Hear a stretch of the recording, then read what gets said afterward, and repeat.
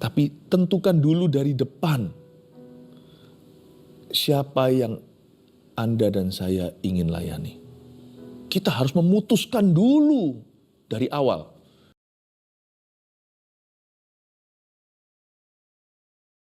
Dengan tenang ada di tengah-tengah kita, jamah bagian tubuhmu yang menderita. Tuhan sembuhkan orang itu di dalam nama Yesus Kristus. Sembuhkan dia Tuhan. Tidak ada yang mustahil dengan orang yang percaya. Kami percaya kepadamu. Kami percaya pada kasih-Mu dan kuasa-Mu dan pengorbanan-Mu, bilur-bilur-Mu. I speak healing in Jesus' name. Aku deklarasikan kesembuhan ilahi. Terima saat ini. Jangan tunggu nanti. Keluarga Saat Teduh, percaya sekarang. Terimalah di dalam nama Yesus. Terima kasih Tuhan. Kami terima urapan-Mu. Urapi kami juga ya Tuhan dengan pengurapan untuk belajar firman. Sembunyikan hamba di balik salib-Mu agar Engkau sungguh-sungguh Tuhan membangkitkan setiap anak-anak-Mu dari dalam diri kami. Bangun manusia roh kami ya Tuhan Yesus dengan Roh Kudus dan dengan firman Allah. Sembunyikan hamba di balik salib-Mu sekali lagi dalam nama Yesus. Haleluya. Amin. Puji Tuhan. Mari kita sama-sama membuka firman. Hari ini kita akan belajar dari Yakobus pasal 1 ayat 12-18. Saya kasih judul, Bangun Manusia Roh yang Stabil. Kita itu hidup di akhir zaman, penuh dengan gangguan, godaan, dan tantangan. Zaman sekarang, jangan labil jadi orang. Nggak kemana-mana, malah justru dimangsa sama setan. Belum lagi kita akan ditekan oleh keadaan. Kalau manusia roh kita itu lemah, kurus, kerempeng, tidak diberi makan, dan tanpa urapan, kita akan sangat mudah sekali dijatuhkan. Kita akan mudah sekali dikalahkan. Dan juga seringkali kita gampang sekali quit ketika Tuhan sedang bekerja di tengah-tengah kita. Saya ajak kita membuka firman Tuhan. Yakobus pasal 1 ayat 12-18 saya baca dulu ya. Berbahagialah orang yang bertahan dalam pencobaan. Sebab apabila ia sudah tahan uji, ia akan menerima mahkota kehidupan yang dijanjikan Allah kepada barang siapa yang mengasihi dia. Apabila seorang dicobai, janganlah ia berkata, pencobaan ini datang dari Allah. Sebab Allah tidak dapat dicobai oleh yang jahat, dan ia sendiri tidak mencobai siapapun. Tetapi tiap-tiap orang dicobai oleh keinginannya sendiri, karena ia diseret dan dipikat olehnya. Dan apabila keinginan itu telah dibuahi, ia melahirkan dosa. Dan apabila dosa itu sudah matang, ia melahirkan maut. Saudara-saudara yang kukasihi, janganlah sesat. Setiap pemberian yang baik dan setiap anugerah yang sempurna datangnya dari atas, diturunkan dari Bapa segala terang. Padanya tidak ada perubahan atau bayangan karena pertukaran. Atas kehendaknya sendiri, ia telah menjadikan kita oleh firman kebenaran, supaya kita pada tingkat yang tertentu menjadi anak sulung di antara semua ciptaannya. Saya punya beban khusus hari ini untuk membangun manusia roh kita. Bukan saya yang membangunnya. Saya hanya jadi jubir juru bicara Tuhan. Mengingatkan bahwa hal itu mungkin terjadi. Kalau kita membuka diri, Roh Kudus akan urapi lebih. Dan jikalau kita mau dengar-dengaran dengan firman itu akan menjadi pedang bermata dua dalam hidupmu. Bangun manusia roh yang stabil, karena orang yang labil tidak akan happy hidupnya. Yakobus juga yang mengatakan orang yang mendua hati tidak tenang hidupnya. Bahkan jangan harap dia mengalami terobosan, doanya pun tidak akan terjawab. Kalau orang itu pelin-pelan, maka janganlah dia kira Tuhan akan dengar doanya. Orang yang stabil manusia rohnya itu tidak akan bisa digagalkan oleh keadaan. Dan tidak bisa dikalahkan oleh setan. Sebab kekuatan Tuhan itu fondasi hidupnya. Kadang-kadang kita sendiri ingin ya, aku ini kok begini ya. Kenapa aku tuh kok gampang goyah? Maksud hati sih mau, tetapi daging kita lemah. Seringkali kita melakukan apa yang kita tidak kehendaki. Bahkan apa yang kita kehendaki, kita tahu itu yang betul, kita tahu itu yang benar, kita tahu apa yang berkenan pada Allah, malah justru kita tidak bisa melakukannya. Orang yang stabil itu akan mengalami efek sampingnya. Tiada lain adalah damai sejahtera.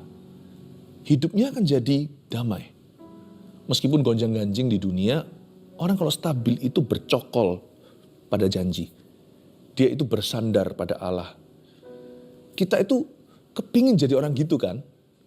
Nah, nanti saya akan sarankan beberapa hal-hal praktis untuk mulai membangun manusia rohmu, karena sama seperti bodybuilding, sama seperti kalau kita membangun otot kita, masa otot kita. Misalnya kita pergi ke gym, kita fitness, kan nggak langsung tiba-tiba jadi binaraga. Dia harus konstan dan konsisten tiap minggu, jangan hanya sekali atau sekali-kali. Apalagi bolong-bolong perginya. Tapi harus komitmen sampai otot kita dan badan kita jadi. Saya akan kasih saran yang praktis agar semua kita mengarah ke sana. Sebab di tahun ini kita nggak boleh seperti tahun lalu. Kita harus jauh lebih kuat, jauh lebih tabah. Dan kita juga harus jauh lebih berkuasa di dalam kuat kuasa Tuhan. Mari kita lihat sekarang ayat 12 dulu. Berbahagialah orang yang bertahan dalam pencobaan. Kata berbahagia di sana sekali lagi saya ingatkan, seringkali di perjanjian baru kalau keluar kata berbahagia, berbahagialah. Itu bukan bicara soal happiness, tapi blessedness. Itu bicara tentang diberkatilah orang yang bertahan dalam pencobaan. Bukan sekedar happy, tapi ada berkat bagi orang yang menang atas pencobaan. Saya punya pikiran yang sangat-sangat polos tentang ini. Kalau orang itu menang atas pencobaan, seperti Tuhan Yesus langsung dijamu oleh malaikat. Setelah Yohanes Pembaptis puasa, makan belalang, setelah itu Tuhan pakai dia secara luar biasa, menobatkan satu Israel, mempersiapkan jalan bagi Tuhan. Ada berkat pemakaian Allah.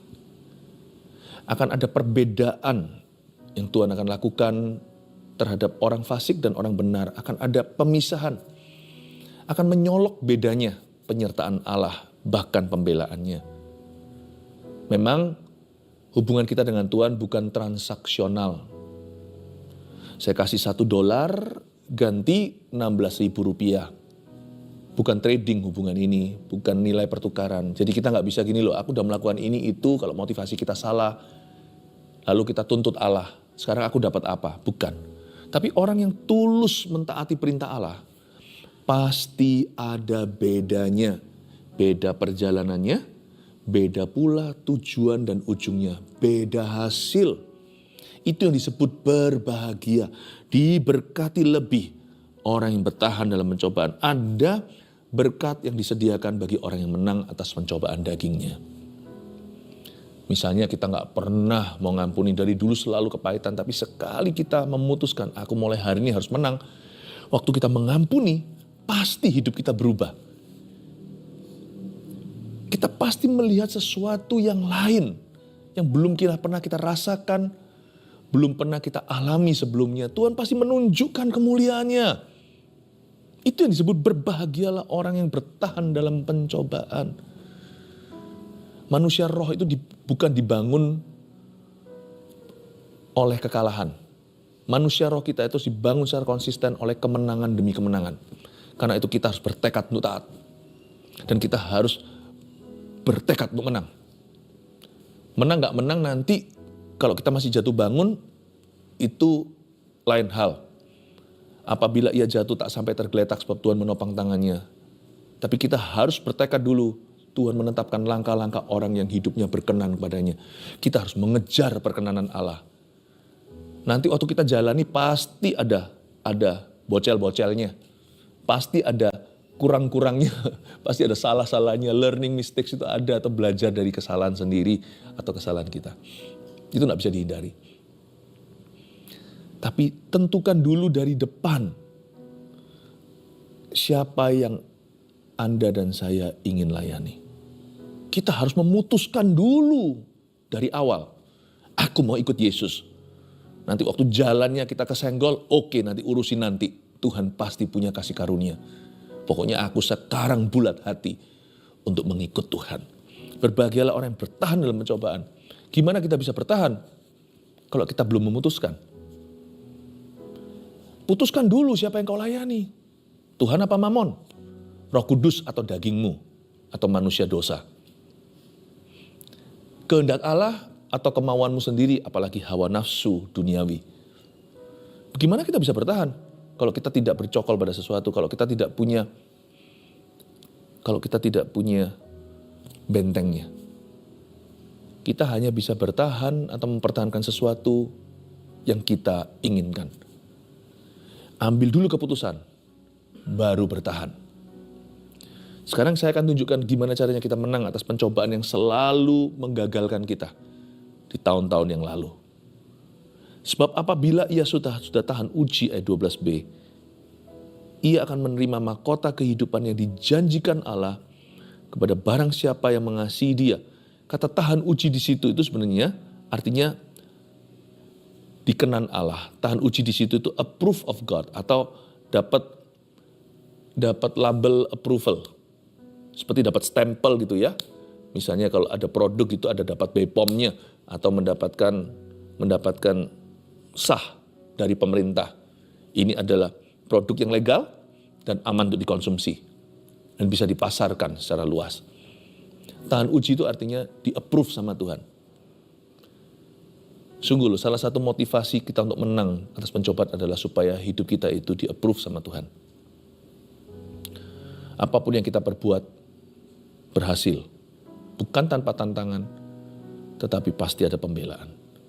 Ia akan menerima mahkota kehidupan yang dijanjikan Allah. Kata mahkota kehidupan di situ bukan hanya untuk hidup masa kini, tapi juga future tense, juga mengandung janji untuk masa depan. Jadi kalau kita tahan dalam pencobaan sekarang, misalnya kita jaga kekudusan saat pacaran, itu ada sesuatu yang ada suatu berkat yang Tuhan simpan dalam pernikahan kita. Misalnya kalau kita sekarang mau setia pada Tuhan di masa muda kita, ada sesuatu yang Tuhan akan tunggu di masa tua kita. Rancangannya yang ajaib. Tapi bukan hanya untuk hidup kita di dunia, mahkota kehidupan juga bicara tentang pahala yang kekal di sorga. Jadi orang yang tahan dalam pencobaan adalah orang yang menabung sesuatu di sorga. Sudahlah, itu cara polos untuk memandangnya. Kepada barang siapa yang mengasihi dia, Tuhan memberi mahkota kehidupan yang dijanjikan Allah kepada barang siapa yang mengasihi dia. Tapi motivasi untuk kita bertahan yang terindah, tertinggi adalah karena kasih. Kasih, iman, pengharapan yang terbesar adalah kasih. Berarti kalau kita mengasihi anak kita, sekalipun kita kadang-kadang tergoda untuk marah besar kepadanya, tapi gak mungkin kita melukai. Mau tahu apa yang ngerem kita? Cinta kasih seorang ayah. Kadang-kadang kita sendiri bisa emosi lihat kok gimana, tapi kita gak mungkin akan main tangan kalau kita mengasihi anak-anak kita. Misalnya, kita gak akan hancurkan hidup mereka. Kasihlah yang menahan. Tahukah motivasi tertinggi, terindah, termulia untuk kita berkata tidak pada dosa dan taat pada Allah adalah karena kita mengasihi Yesus. Karena kita mengasihi Tuhan dengan segenap hati, pikiran, dan kekuatan. Oke, sekarang masuk ke solusinya. Gimana caranya? Secara praktis, ada jebakan-jebakan manusia lama yang harus kita hindari. Ayat 13, apabila seorang dicobai. Kata apabila itu so pasti, semua kita pasti mengalami pencobaan. Yesus sudah menjanjikan kok. Tuhan berkata gini, di hidup ini, di dunia ini, kamu akan mengalami pencobaan, tapi kuatkan hatimu, aku telah mengalahkan dunia. Kalimat ini persis yang Yesus ucapkan kepada 12 muridnya. Jadi Yesus berkata, kamu tidak bisa hindari. Apabila ini pasti terjadi, kamu pasti akan dicobai dari waktu ke waktu. Apabila seorang dicobai, please jangan ngomong gini. Pencobaan ini datang dari Allah. Sebab Allah tidak dapat dicobai oleh yang jahat, dan ia sendiri pun tidak mencobai siapapun. Nah, waktu kita dicobai, hati-hati jangan pembenaran diri. Nggak apa-apalah jatuh sekali-kali. Kenapa? Karena semua orang melakukannya. Nah itu akan melemahkanmu dari dalam. Itu pengkhianat yang ngebrol ke setan. Setan bisa goda kita cobain dari luar. Tapi kalau manusia roh kita stabil, semua pencobaannya tidak mempan. Tapi sekali ada pengkhianat di dalam diri kita, dia buka pintu, lalu kita jatuh. Hati-hati jangan beralasan. Waktu kita dicobai, ngomongnya ngawur. Mungkin gak kita ucapkan, tapi mungkin itu jadi renungan, itu terbesit dalam pikiran. Aku kan cuma manusia, I'm just a human being, I'm not perfect. Itulah paling sering orang ngomong gini, aku kan gak sempurna. Jadi boleh dong sekali-kali jatuh. Jangan lakukan itu. Kadang-kadang kita juga ngomongnya berbeda. Kadang-kadang juga kita salahkan setan. Kita tidak merasa tanggung jawab atas keputusan pribadi kita. Kita berkata, setan, iblis yang suruh aku melakukan ini. Iblis terlalu kuat kali ini. Wah, kalau belum apa-apa kita sudah berikan kekuatan kepada iblis. Ya kalahlah.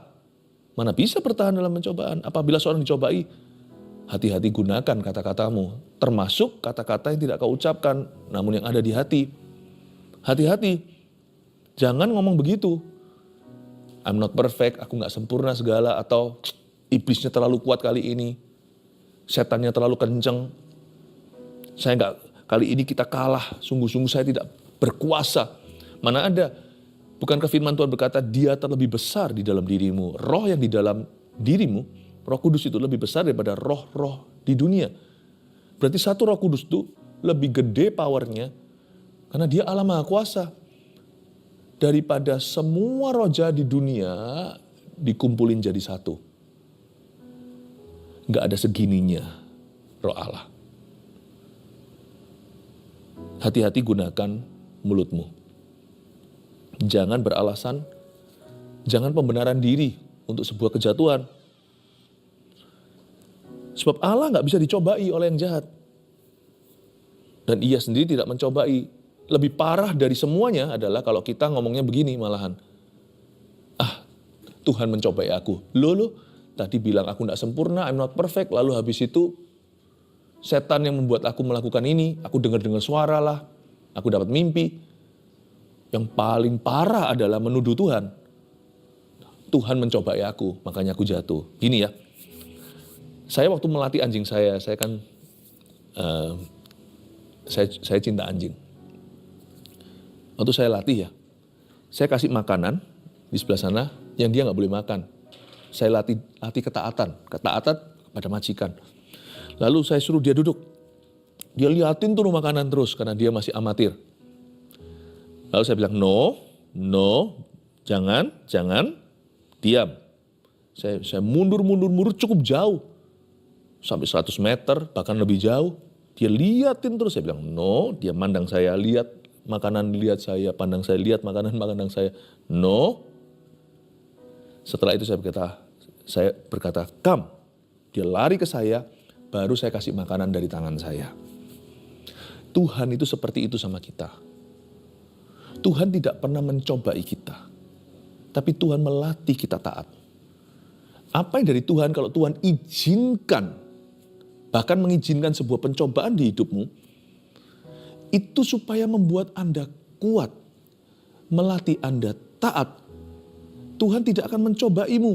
Tuhan mengujimu dan melatihmu. Sedangkan setan itu yang ada di sebelah sana, di pinggir jalan, lalu iming-imingi anjing saya. Ayo, cepatlah kamu keluar jalur, tinggalkan majikanmu, tinggalkan tuanmu. Ini makanan enak sekali loh, datang ke sini. Ini manis sekali, ini akan buat kamu happy. Ayo keluar jalur, ayo kamu menyimpang dari jalan yang seharusnya. Ya, larilah dari tuanmu dan majikanmu, larilah dari gurumu dan pelatihmu. Sini, ambil ini. Nah itu pencobaan. Bedanya Tuhan dan setan adalah Tuhan itu menguji untuk melatih. Setan itu mencobai sini untuk menjatuhkan. Jadi jangan marah sama Tuhan. Kenapa ada hal-hal tertentu diizinkan terjadi dalam kehidupan kita. Karena Allah punya kekekalan dalam pikirannya. Dia memikirkan hidupmu itu tidak hanya sampai di dunia ini, tapi sampai mahkota kehidupan di sorga. Pikirannya itu jauh melampaui kematian bahkan. Atas hidup kita, atas hidup Anda dan saya. Tuhan itu tidak pernah ingin meruntuhkan kita. Tuhan itu ingin membuat kita sempurna. Pencobaan ini datangnya dari Allah, katamu. Janganlah sesat, sebab Allah tidak dapat dicobai oleh si jahat. Ia sendiri tidak mencobai siapapun. Tetapi tiap-tiap orang ayat 14 dicobai oleh keinginannya sendiri karena ia diseret dan dipikat olehnya. Belajar untuk ambil tanggung jawab penuh. Setiap keputusanmu itu belajar untuk bertanggungjawabkan. Tiap-tiap orang dicobai oleh garis bawah keinginannya sendiri. Memang setan bisa menggoda, tapi kita juga punya keinginan. Kalau kita tidak punya keinginan, setan mau menggoda sampai jungkir balik juga kita tidak akan tergoda. Bagian setan tinggal tengking. Tapi kalau manusia rohmu stabil, Anda bisa menolak dari dalam. Menengkingnya itu mudah. Makanya orang yang stabil rohnya, kata-katanya ditakuti sama setan. Dia berkata, enyahlah engkau iblis, engkau batu sandungan. Seperti waktu Yesus dicobai di padang gurun 40 hari itu. Setan langsung pergi, langsung minggat. Tapi kenapa kita tengking-tengking setan, kita yang jungkir balik juga gak mempan? Karena kita pelin-pelan. Kita tengking mulut kita, tapi hati kita masih mengingininya. Kita tolak setannya, tapi kita masih ingin barangnya. Makanya kita gak punya otoritas, gak punya kuasa. Karena kenapa?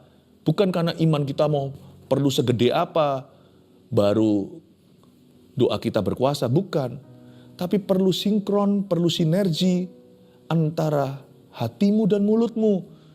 Kalau hati kita diserahkan pada Tuhan, kalau kita itu stabil di dalamnya itu, kita gak pelin-pelan. Apa yang keluar dari mulutmu penuh dengan kuasa. Kita berkata sama iblis, enyahlah. Satu kalimat aja dia langsung enyah. Tapi tiap-tiap orang dicobai oleh keinginannya sendiri karena ia diseret dan dipikat olehnya. Dan apabila keinginan itu telah dibuahi, ia melahirkan dosa. Dan apabila dosa itu sudah matang, ia melahirkan maut. Saudara-saudara yang kukasihi, janganlah sesat. Belajar ambil tanggung jawab penuh atas setiap keputusanmu. Jangan salahkan orang lain dan gak perlu kita salahkan. Gak perlu kita itu lemparkan tanggung jawab ke setan. Setan urusan kedua kita tanggulangi nanti. Tapi stabil dulu di hatimu. Bulat hati ikut Kristus. Jangan pelin-pelan. Mulut mengusir, hati mengundang. Kalau hatinya mengusir setan, serta semua barang-barang produknya, mulut kita waktu mengusir akan mempan. Kalau kita tidak mendua hati, doanya akan dijawab. Oleh karena itu belajar untuk bertanggung jawab. Termasuk tanggung jawab penuh atas keputusanmu yang tidak melulu sifatnya menengking setan, peperangan rohani, berkata tidak atau menolak pencobaan. Enggak hanya itu, tapi setiap keputusan-keputusan hidup Anda, keputusan kecil atau besar, kalau Anda dan saya sudah mengambil keputusan, dan itu tidak ada di Alkitab dikatakan benar atau salah, misalnya Anda kuliah mau ngambil jurusan apa kan, Anda harus memilihnya dengan iman. Anda harus memilihnya dalam Tuhan. Tapi Anda harus mengambil keputusan. Karena kalau Anda cari dari kitab Kejadian sampai kitab Wahyu, tidak akan ditentukan jurusan ekonomi, manajemen, atau desain, finance. Tidak akan Anda temukan jawabannya. Hatimu diisi firman, buat keputusan sendiri, lalu bertanggung jawab penuh atas keputusanmu. Jangan selidiki Tuhan. Setelah kita ngambil keputusan, misalnya seorang mahasiswa sebuah jurusan. Setelah ngambil keputusan itu, kita jalani 1 semester, lalu kita tanya dalam hati, ini kehendak Tuhan gak ya? Loh kok Tuhan jadi, kenapa kok justru Tuhan yang diselidiki? Jangan. Ini yang disebut orang itu dicobai oleh keinginannya sendiri. Kalau keinginan Anda itu sudah pasti, kita tidak berubah-ubah, dan keinginan kita itu dalam Tuhan, di dalam terang, kalau kita membuat keputusan, satu hati tidak pelin-pelan, gak ada pencobaan di jalan. Terus gak nanti kalau ada susah sedikit, lalu berkata, mungkin aku salah. Kalau itu dosa, jelas-jelas salah. Gak usah mungkin, itu pasti. Tapi sesuatu yang sifatnya keputusan yang harus Anda ambil dengan iman, jangan pelin-pelan, jangan berdua pikiran. Nanti dalam perjalanannya terlalu banyak pencobaan. Karena keinginanmu sendiri tidak jelas. Dan belum kau putuskan dengan segenap hati.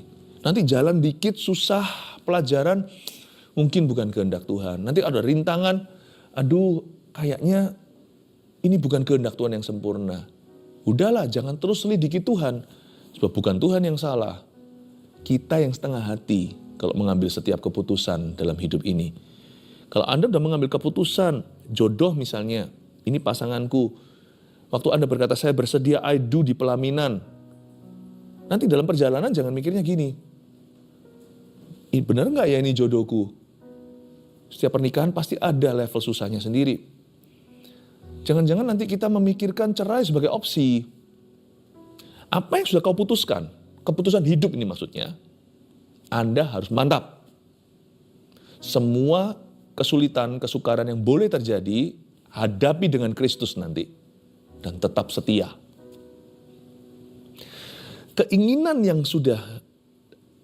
Keinginanmu itu harus jelas bagi dirimu. Dan kalau Anda tidak tahu pasti tidak mendapatkan pewahyuan 100% kehendak Tuhan, asal itu baik dan benar, ambil keputusan dengan iman, jalani, selesaikan tugas. Janganlah Anda itu goyah. Nanti Anda akan dicobai oleh keinginanmu yang gonta-ganti.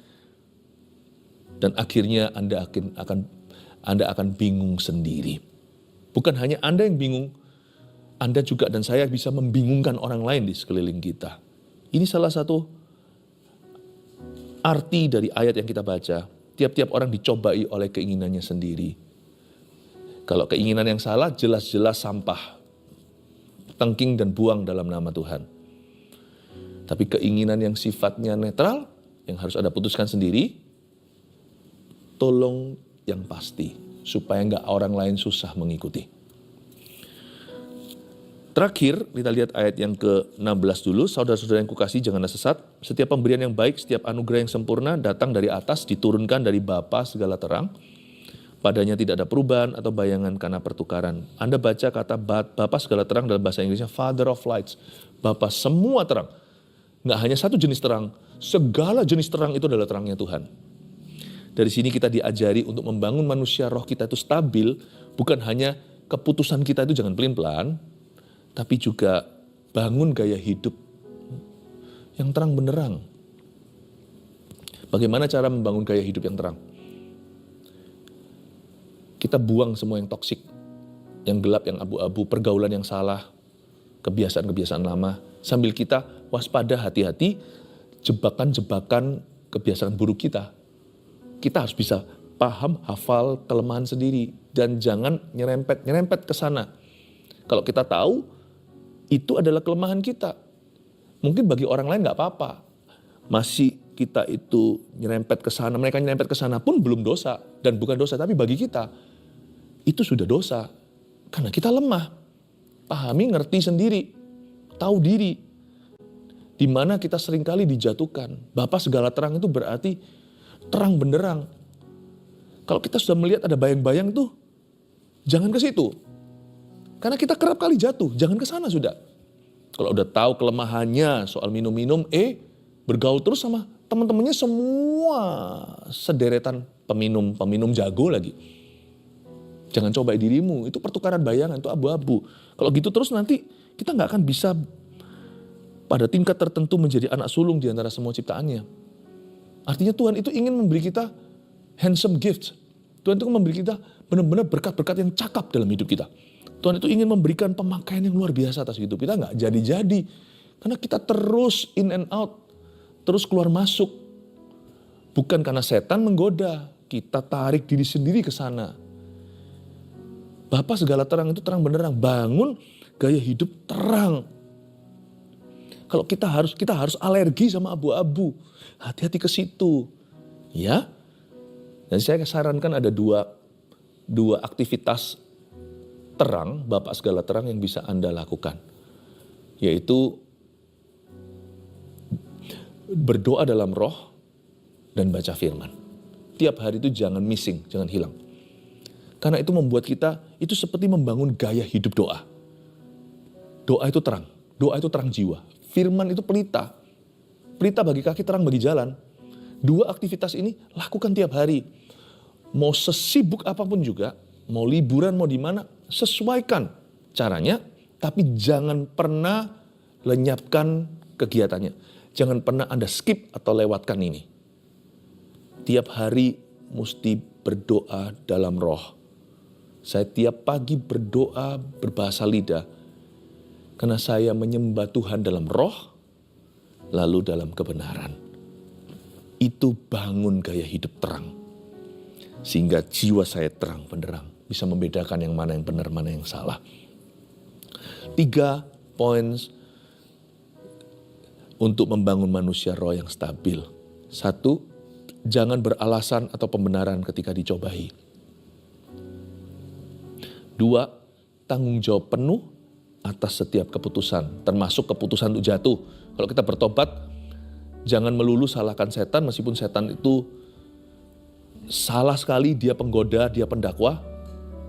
Tapi kalau Anda jatuh, itu juga keputusanmu. Kalau kita datang bertobat, akui di hadapan Tuhan bagianmu. Tapi setiap keputusan lain dalam hidup ini, bukan soal dosa, jatuh, keputusan lain dalam hidup ini, please jangan pelin-pelan, supaya nanti di jalan tidak banyak pencobaan. Pencobaan itu sudah ada, nggak usah ditambah. Orang pelin-pelan itu akan melihat pencobaan yang berlebihan. Tanggung jawab penuh atas setiap keputusan. Kalau Anda memutuskan untuk menikah dengan seseorang, hadapi semua pencobaan yang ada. Jangan mencobai dirimu sendiri dengan ketidakpastian. Atau keputusan lain-lainnya dalam hidupmu, pekerjaan dan sebagainya. Fokus, saudara. 3, bangun gaya hidup terang. Ya, dan yang suka dugem, yang suka ngeklub, clubbing, gereja iya, Tuhan iya, tapi juga masih sering-sering pergi ke tempat itu, aku nggak ngapa-ngapain kok, aku kan cuma pergi sama teman-teman, minum juga enggak dan sebagainya. Ya saya ngerti, tapi itu lama-lama pasti akan ada jeratnya dalam hidupmu. Mendingan steer clear. Bangun gaya hidup terang itu berarti juga Anda hati-hati, jauhi pertukaran bayangan di dalam dirimu. Sebab Tuhan punya terang itu bukan hanya terang, Tuhan punya terang itu terang benderang hingga rembang tengah-tengah hari. 3 poin sini jadi bekal kita untuk membangun manusia roh kita tahun ini agar hidup kita berkemenangan. Biarlah perasaan, emosi, dan kehidupan jiwamu stabil dan biarkan hati yang gembira itu jadi obat, tubuhmu sehat.